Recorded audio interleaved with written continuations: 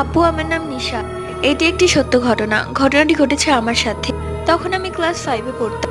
গ্রীষ্মের ছুটিতে আমি মামা বাড়িতে বেড়াতে গিয়েছিলাম, কিন্তু আমি বুঝতে পারিনি যে আমার জীবন এমন কাল নেমে আসবে। যাই হোক, মামার বাড়ির আশেপাশে অনেক ঝোপঝাড় জঙ্গল আছে।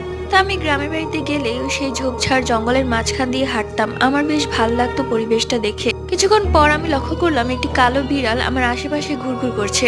আমি তাকে তাড়ানোর অনেক চেষ্টা করি, কিন্তু সে আমার কোনো কথাই শোনে না। বিড়ালটাকে দেখে আস্তে আস্তে আমার ভয় হতে শুরু করে। তাই আমি একটি ইট নিয়ে সেই বিড়ালটির উপর ছুঁড়ে মারি। এরপর আমি যা দেখলাম নিজের চোখকে বিশ্বাস করতে পারলাম না।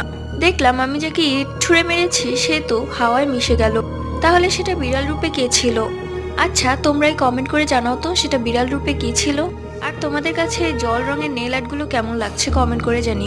তাহলে আমি নেক্সট ডে আরো জল রঙের নেল আর্ট করবো। তোমাদের কাছে কোনো নেল পলিশ না থাকলেও তোমরা জল রং দিয়ে নেল আর্ট করতে পারো। শুধু লাগবে একটি টপ কোট।